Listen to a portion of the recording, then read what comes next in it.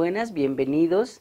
Estamos hoy junto a Herbert Müller Costas. Gracias por estar aquí. Bienvenido. Gracias. Un honor.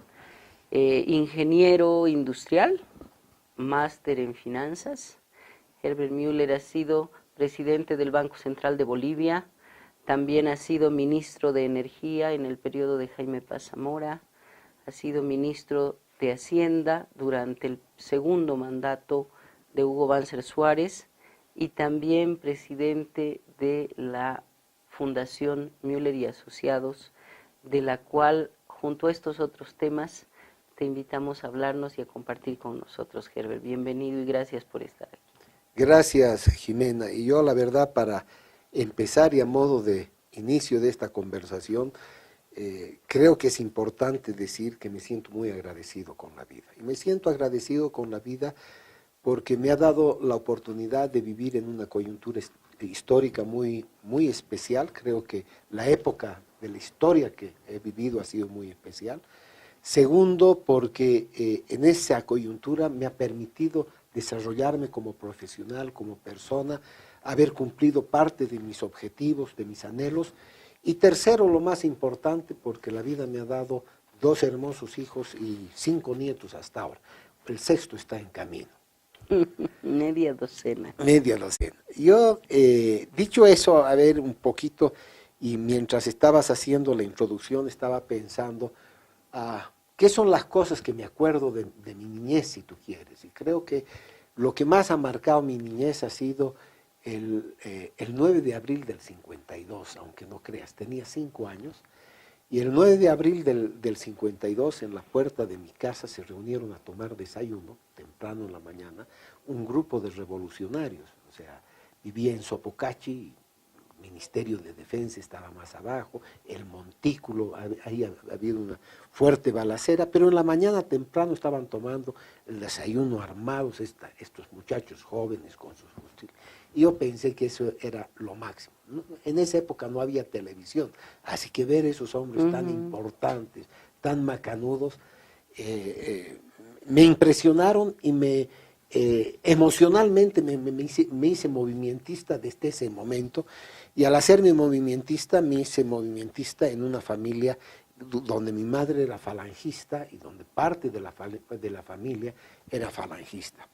Mi familia ha sido política, ha sido en mi casa, desde que me acuerdo, el tema central de conversación en mi casa siempre ha sido la política. Mi madre era prima hermana y muy unida porque vivió en la casa. Mi madre fue huérfano desde muy pequeña, así que vivió en gran parte de su vida, de su niñez y su juventud en la casa de Hernando Siles, eran primos hermanos, y además teníamos dos otros primos presidentes, Hernán y Luis Adolfo, en una familia además que respetaba era bastante democrática. Hernán era movimentista, Luis Adolfo era socialdemócrata, Jorge era falangista, entonces había de todo dentro de la familia, pero el tema central de la conversación era, sin lugar a dudas, el tema político. Incluso me acuerdo en la época del MNR, el primer gobierno del doctor Paz, mi padre terminó preso, estaba preso político porque querían tomarlo preso al hermano de mi madre, que también era político. Como no lo pudieron ubicar, lo agarraron a mi padre. Yo iba a la escuela de policías, ahí estaba preso en la escuela de policías juntamente con varias otras personas. Y yo, a pesar de todo eso, seguía siendo movimentista, esas cosas que los niños, te estoy hablando, fíjate, estamos hablando del 52, tenía 7 hasta los 10 años, una irresponsabilidad total. Pero ese era mi pensamiento. Entonces, el 57, cuando el doctor Siles es presidente ya el 56, cuando asume la presidencia, al poco tiempo, yo te diría probablemente fines del 56, 57, el doctor Siles se entera de mi afición al MNR, sabiendo que mi madre era una falangista, pero acérrima. y que esta era la parte, digamos, más falangista de la familia. Pero Hernán se entera de eso y tiene un gesto que me comprometió por el resto de mi vida con él, porque fue un gesto de mucho cariño. Un día me llamó él por teléfono, estamos hablando de 56, 10 años, 57, 10, 11 años, llamó por el presidente para invitarme a almorzar a su casa. Eso ya fue demasiado. A partir de ahí se volvió una especie de costumbre de ir los domingos. Las dos hijas de mis dos primas, Ana María y Marcela, eran muy cariñosas conmigo. Iba a montar caballos, me llevaban a montar caballos con ellas. Además gozaba de otros privilegios del poder, tenía entrada gratis al palco oficial del Stadium, al palco oficial del Teatro Municipal. Me acuerdo que en el Teatro Municipal ahí vi una película que causó sensación cuando llegó, que fue La Vuelta al Mundo en 80 días. Entonces, ese ha sido un poco el inicio de mi vida. ¿Cómo era don Hernán Siles? Digamos, en esa época del recuerdo que tengo, conmigo era una persona extraordinariamente tierna, muy cariñosa. El mismo hecho que él me haya llamado por teléfono, que me sentaba con él a almorzar. Alguna vez tuve la oportunidad me dejó ver cómo se preparaba para los discursos a la nación, porque tenía una grabadora grande y ahí grababa él el discurso, no es como ahora con teleprompter. Claro. Pero un hombre muy tierno y muy cariñoso conmigo. O sea, tengo de esa primera época el recuerdo del tío, porque no era el primo, era el tío, tierno, el tío cariñoso y el tío que me hacía sentir, ¿qué te digo?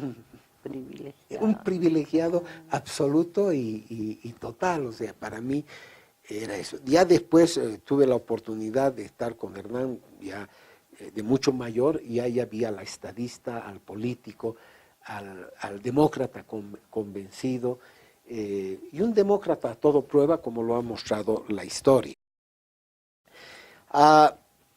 El colegio, estudié en el colegio alemán, fui alumno del colegio alemán. Y ya en secundaria, cuando estaba en secundaria, empezó a despertarse a mí, o sea, más la actividad política, más que una actividad de militancia, se me despertó por el lado, digamos, de la militancia católica. Era muy católico, era miembro de la Juventud Estudiantil Católica. Llegué a ser presidente de la Juventud Estudiantil Católica, y esa época y ese periodo a través de la Juventud Estudiantil Católica me marcó muchísimo. Y me marcó porque fue nuevamente en una etapa de la Iglesia y del país muy especial.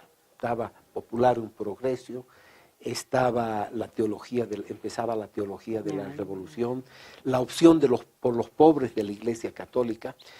Y logramos estructurar un grupo muy lindo de estudiantes de diversos colegios, tanto particulares como privados, que éramos como un núcleo de la Juventud Estudiantil Católica, con una actividad y una presencia en el movimiento secundario, en la FES, muy fuerte. Pero el grupo o los que nos daban la orientación y la formación en ese momento eran los padres dominicos y las madres dominicas. Los padres dominicos tenían a su vez un grupo en Cochabamba, de donde salen como parte de la formación de los dominicos en Cochabamba, Ríos Dallens, todo lo que ha sido la democracia revolucionaria, lo que han sido los miristas y muchos de los que terminaron yéndose a la guerrilla. O sea, te cuento esto para empezarte a mostrar cómo empezó ya en esa época la iglesia y dentro de la iglesia a politizarse. Y aquí obviamente teníamos, teníamos también el apoyo de los padres dominicos, de las madres dominicas. Muchas de ellas terminaron saliéndose del convento, después regresaron, tuvieron una actividad política muy fuerte, o sea, se politizaron también, porque el tema del compromiso terrenal, el tema de la opción por los pobres, iba más allá de una declaración, llevaba a un compromiso de hacer algo con relación a eso. teníamos también una cantidad de gente laica que nos formaba en IBEAS, el Instituto Boliviano de Estudios Sociales, que era de los padres dominicos y que desaparece precisamente en la época de la Revolución Universitaria, porque la universidad toma esas instalaciones que son ahora donde está el Ministerio de Educación. Todo eso era lo que era en ese momento IBEAS. Con todo este grupo de universitarios y este convencimiento y este ya compromiso que teníamos, entramos a la universidad y empezamos a trabajar en la universidad. Hasta yo ya en segundo año, en tercer año prácticamente de universidad, finalmente se produce la revolución universitaria. Yo era dirigente en ingeniería y inmediatamente la noche que se produce el movimiento, antes que se tome todavía la universidad, se convoca una gran asamblea, una gran reunión, yo voy por ingeniería, y finalmente hay en la noche, juntamente con Víctor Sosa, Sánchez, que era este muchacho que muere después en Achocalla, Sánchez, que era estudiante de medicina, Alfonso Velarde, este muchacho Machicao, que era de la Tupac Katari, y yo. Tenemos la reunión, nos eligen como parte de lo que iba a ser el secretariado del Comité Central de la Revolución. Y esa noche, después de esa reunión, decidimos tomar la universidad. Y la tomamos la universidad. Físicamente, esa noche, tomamos toda la universidad. Y claro, ya a las 3 de la mañana se nos pasó la euforia revolucionaria de tomar, y empezamos a pensar y dijimos, ¿quiénes iban a ser ahora nuestras autoridades? Porque aquí había que dar fin con todas las autoridades. Había mucha... la universidad estaba mal, las autoridades universitarias ya se habían desgastado. Y era un momento, vuelvo a decirte, un momento histórico muy, muy especial. Y en ese momento, hasta llegada la madrugada, empezamos a pensar, pues, quiénes podían ser las autoridades y ahí es donde ubicamos a Pablo Ramos, donde lo ubicamos a Guzmán de Rojas, a tu papá, a Tuto Castaños, y poco a poco cuando llega la mañana ya teníamos más o menos organizado cómo íbamos a seguir funcionando la universidad. Y hicimos la revolución, y ahí rápidamente en ese movimiento, a medida que empieza a darse, se empieza a generar los dos partidos políticos que empiezan a controlar y a monopolizar la revolución. Era el POR, en el POR estaba de Guillermo Lora, los trotskistas, que estaba, y hay Víctor Sosa, era el hombre del POR, mucho menor y mucho más, por un lado, y de los chinos, del partido maoísta, era este muchacho Sánchez, que era también brillante. Los otros tres, para ser sinceros, éramos más de relleno, o sea, las cabezas ideológicas eran Sánchez y Víctor Sosa, en términos ideológicos, y hay un fuerte conflicto entre los dos para ver quién iba a dominar o quién iba a tener el control del movimiento universitario. La verdad es que los trotskistas eran mucho más sólidos, mucho más coherentes en su forma de ser, y obviamente termina el trotskismo y el POR en particular tomar y convertirse en la dirección política del movimiento revolucionario. Era un movimiento muy politizado. Y la politización y el grado de politización y de las tesis se pueden ver en este pequeño documento que probablemente ya se ha perdido. Debe ser un documento que lo publicamos el año 1970, donde están las bases ideológicas de todo lo que era la revolución universitaria, de lo que era la CUP, etcétera, etcétera. Y cuando uno lee ese documento, es un documento de una orientación trotskista muy, muy, muy fuerte. Pero eso te muestra quiénes eran y por qué línea estaba comenzando. Está desde el documento político hasta el programa de lo que iba a hacer y lo que se pensaba hacer con la revolución. Hay un programa muy detallado que íbamos a hacer en los términos académicos, con los catedráticos, etcétera, etcétera. Ese debe ser un documento que se ha perdido.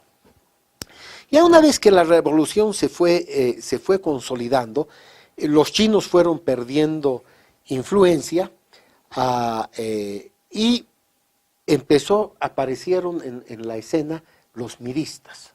Entonces el MIR, porque ya empezaron, ya una vez que pasó el proceso de la revolución, se empezó a institucionalizar el proceso, se convocaron a elecciones, uno de los frentes era el MIR, una de las activistas más fuertes del MIR, que también y levantaba mucha emoción, era la primera esposa de Jaime Paz, Carmen, la española.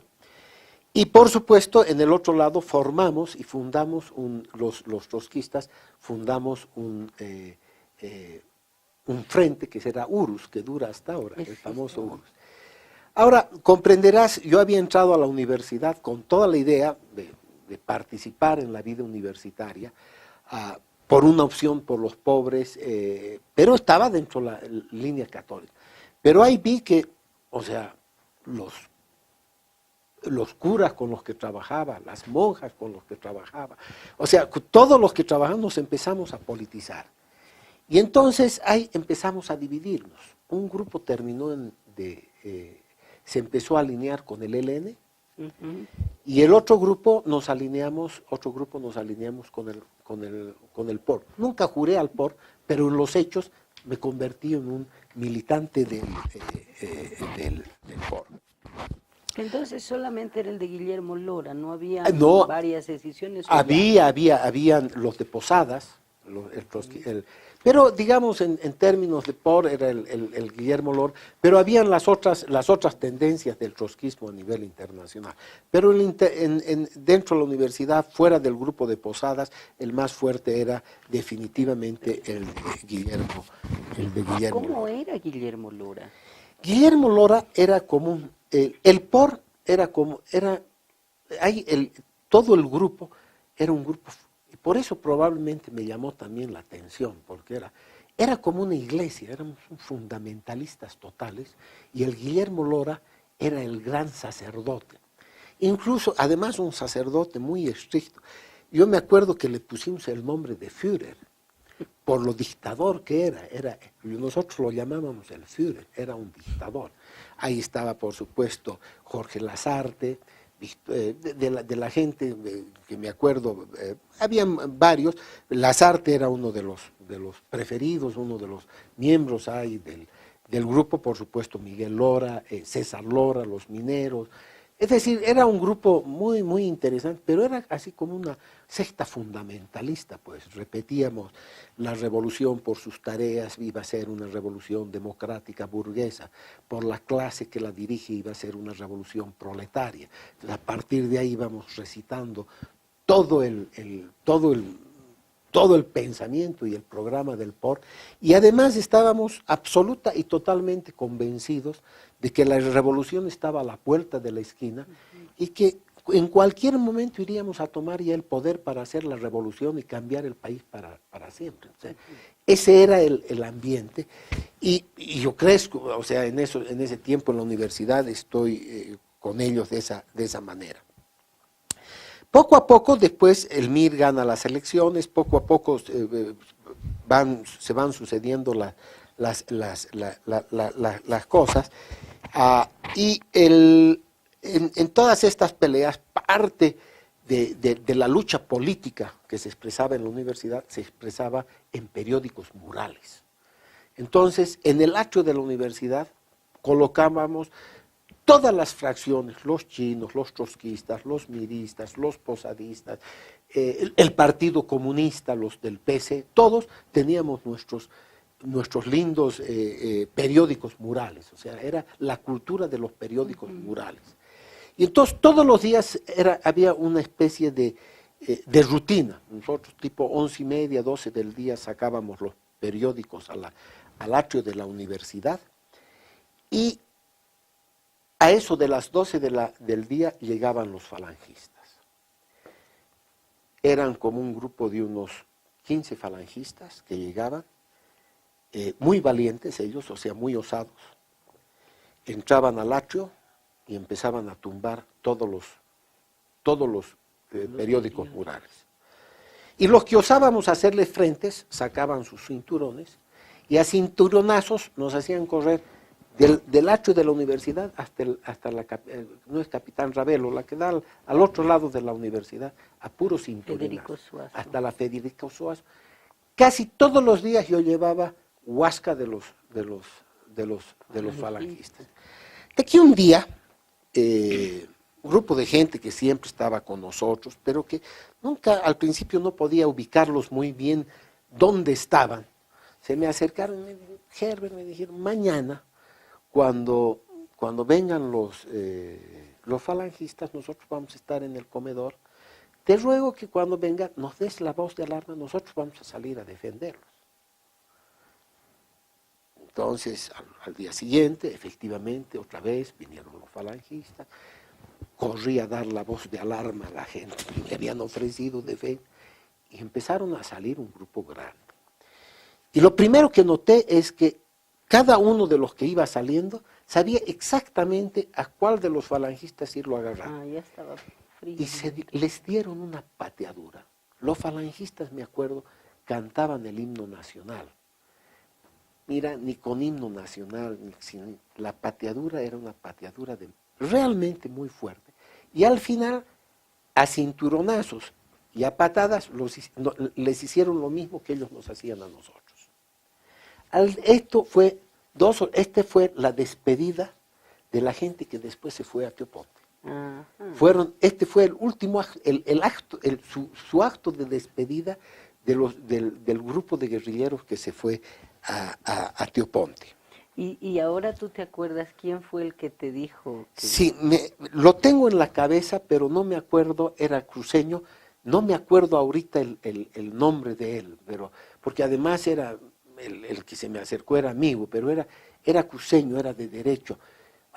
De repente, después te voy a decir. Bueno, se fueron los guerrilleros a Teoponte, después hubo una toma de la universidad por parte de los falangistas, y se retomó nuevamente la universidad. Y acá tengo una anécdota de un amigo que a veces, yo no sé por qué siempre a veces su imagen no ha sido precisamente la que yo tengo de él, Fernando Kiefer. Fernando Kiefer fue uno de los que fue y retomó la universidad, y al entrar a retomar la universidad, en el atrio de la universidad cayó con una ráfaga de ametralladoras. Él cayó herido con una ráfaga de ametralladoras. Parte de los que habían tomado la universidad, todo esto era un grupo de hermanos, pero que tenían varios amigos, que tenían sus motocicletas, sus chamarras negras, que eran unos maleantes, eran los marqueses, que vivían en Miraflores. Bueno, entonces, pasaron las cosas, se retomó, vivíamos en la universidad, y vino el golpe de Torres. Y cuando vino el golpe de Torres, un grupo de universitarios fueron a la casa de los marqueses a tomarlos presos. Hubo una balacera con ellos, se los tomó presos, se los trajo a la universidad, y cuando se los metía a la universidad presos, en una camioneta, gente armada, porque estábamos armados, los estudiantes querían lincharlos.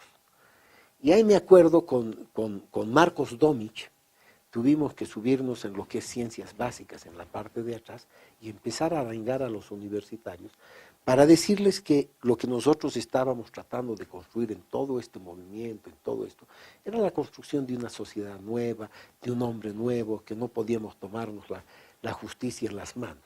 Y eso calmó a los estudiantes, y los tuvimos presos a los marqueses durante 6 días encerrados en la FUR.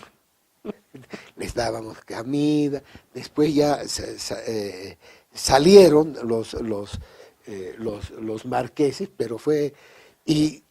los marqueses también tomaron después sus pequeñas revanchas, porque nos visitaban en los centros, cuando subió Banzer, nos visitaban en el DOP, de vez en cuando caían y nos hacían temblar de miedo a todo. Pero fue esa un poco la parte. De ahí vino el golpe de Banzer. Y el golpe de Banzer, en el golpe de Banzer, nuevamente quiero contarte una anécdota, Fernando, porque Fernando siempre ha sido Fernando Kiefer ha sido siempre un buen amigo mío. Cuando iba a La Icacota, me acuerdo, estaba con mi poncho, todo listo para ir, me crucé con Fernando en la calle. Y con Fernando nos deseamos suertes e hicimos votos para no encontrarnos, porque éramos amigos. Él estaba en un lado, yo estaba en el otro lado. Fuimos, la verdad es que yo debo reconocer, llegué a La Icacota, estuve en La Icacota, me senté bien y a los 5 minutos que me llegaron 2 balas aquí arriba, se me cayó la tierra de encima y dije, esto no es para mí. Dejé mi fusil y me regresé a mi casa. Debo ser sincero, no fui un buen revolucionario, ni un buen guerrero. Pero ya en la casa, obviamente, yo estaba en contacto viendo, y ya cuando se perdió todo eso de las 9 de la noche, empezaba a llegar gente a mi cuarto. Yo vivía en un altillo, ahí en la casa de mis padres yo tenía un altillo, y la gente, varios de los compañeros, empezaron a llegar a mi casa, porque claro, nadie sabía dónde se iba a ir, qué hacer. Sabíamos que se venía, ya sabíamos que habíamos sido derrotados, sabíamos que la represión iba a ser muy dura, y nadie sabía qué hacer, estábamos angustiados. Me acuerdo esas cosas de suerte. A las 7 de la mañana paró en la esquina de mi casa una camioneta con falangistas que me insultaba. Tuvimos que controlar a 2 de los muchachos que estaban adentro, que querían salir porque estaban armados. Nos hubieran carniceado, hubiera sido una carnicería inmediata para todos nosotros. Se fueron y ahí nos empezamos a plantear qué hacer. Entonces el problema era cómo empezar a generar casas de seguridad para ocultar o mandar al asilo. Fernando Kiefer ya estaba operando desde el Ministerio de Gobierno, porque él después fue viceministro de Gobierno. Y Fernando rápidamente en la mañana ayudó a llevar a varios a embajadas y a varios a casas de seguridad. Ayudó aún a pesar de que ya estaba desde el Ministerio de Gobierno, ayudó a eso. Bueno, de ahí ya se vino el golpe. Durante la etapa universitaria, yo era universitario, me casé. Estaba esperando la madre de mis hijos, la primera guagua. Tenía que trabajar porque mi padre me dijo que le parecía muy bien que me casara, pero si era bueno para casarme, también debería ser bueno para mantenerme. Y entonces me quedé sin saber qué hacer y conseguí trabajo porque en Senaco, en el Centro Nacional de Computación, el director de Senaco era Guzmán de Rojas. Yo con Guzmán de Rojas, a partir de la Revolución Universitaria, que lo nombramos decano de la Facultad de Ciencias Básicas, hice muy linda amistad, una linda amistad que además ahora se ha transmitido a la amistad que tengo con su hijo, a quien nos une la fotografía. Yo con el hijo tengo una muy linda relación.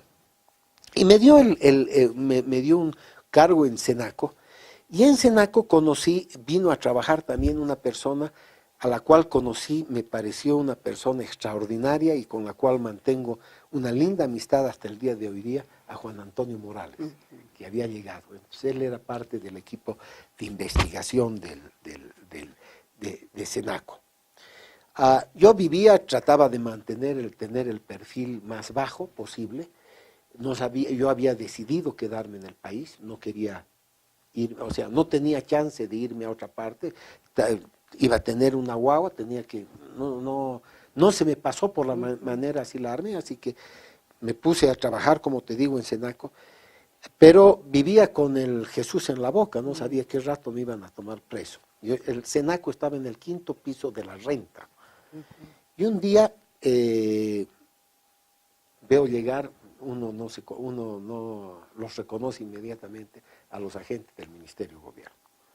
Entonces, cuando los veo entrar a los agentes del Ministerio de Gobierno, yo me levanto y me salgo de la oficina y me voy a tocar el ascensor para escapar.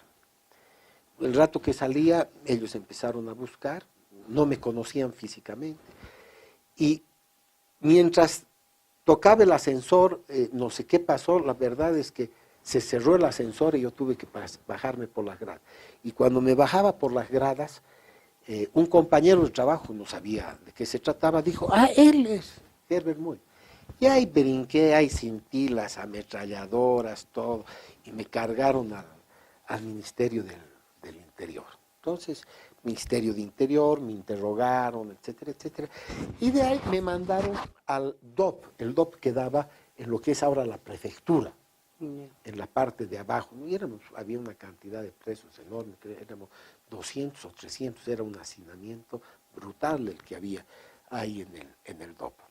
Y en el DOP me hice amigo y compañero de celda del capitán Montalvo. ¿Quién era el capitán Montalvo? El capitán Montalvo era fue el ministro era uno de los jefes de seguridad o de inteligencia del Ministerio de Interior, que es el que lo toma a Banzer el día antes del golpe en Santa Cruz. Entonces era además una persona que le tenían se la tenían jurada. Y esas cosas, Montalvo, además de ser militar, extrañamente, era un artista. El monolito que hay, no sé si estará eso en cobre, que está en el aeropuerto, no sé si te has fijado, hay una en la fachada, en la parte de... Sí. Eso lo hizo el capitán Montalvo. Montalvo, que además era muy machote, empezamos una noche, vimos que en uno de los almacenes o de los cuartos estaban metiendo, seguramente habían logrado encontrar en algún lado dinamita, entonces estaban guardando todas las cosas, y Montalvo me dice, haremos volar, esta noche nos sacamos, hacemos volar.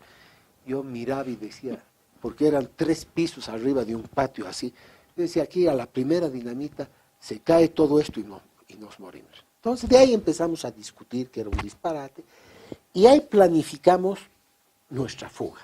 Decidimos que nos íbamos a fugar. Después de haber analizado varios planes de fuga, quedamos con uno, y era sabíamos que nos iban a mandar en algún momento a Madidi, residenciados a Puerto, no me acuerdo si era Madidi o Puerto Rico, ¿no? Una de las dos partes, ya no me acuerdo dónde iban dónde se residenciaban a los presos políticos. Y con Montalvo decidimos, él me dijo, lo que vamos a hacer es, vamos a secuestrar el avión en el que nos lleva a Puerto Rico, porque llevaba presos y vituallas una vez por semana, todos los jueves iba el avión, llevando presos de La Paz, más comida y otras cosas, y traía a los que estaban ya enfermos. Había muchos de ellos de los presos terminaron con paludismo, etcétera, etcétera, los traían. Entonces, planificamos bien y teníamos el plan A y el plan B. El plan A era secuestrar el avión en vuelo, el plan B era llegar a Madidi, y el capitán Montalvo teníamos la información que la guarnición de Madidi o Puerto Rico estaba en manos de 10 soldaditos que seguramente estaban también castigados ahí, y un suboficial. Entonces él dijo, yo no tengo ningún problema, yo llego, yo tomo la guarnición, lo esperamos que regrese el próximo jueves el avión, y ahí cuando regrese, nos volamos. Pero mientras nosotros planificábamos toda esta fuga, mi familia obviamente estaba angustiada, desesperada, y buscaba por todas partes la forma de, como ha sido en este país durante estos años, cómo buscar a alguien que nos pueda ayudar. En Senaco yo era compañero de la hija de Selig, del ministro de Gobierno. Pero además yo tenía un primo que era Genaro Leví, que había sido compañero de curso en el Colegio Militar de Selig. Entonces, finalmente, a través de la familia, me sueltan el día antes de mandarme a Madidi. Capitán Montalvo, en consecuencia, se va solo a Madidi, ejecuta el plan B, toma la guarnición de Madidi, se escapa con todos los soldaditos, alguno que otro preso, porque no había, muchos de los presos se asustaron, no quisieron escaparse en el avión, él se va hasta Arica, con el avión vuelan a Arica, ya en Chile les dan asilo, de Chile los mandan a La Habana, de La Habana los mandan a Suecia, y el capitán Montalvo sigue viviendo hasta ahora en Suecia. Así es. Aquí yo te interrumpo un par de minutos. Estamos de vuelta en el siguiente bloque. Acompáñennos.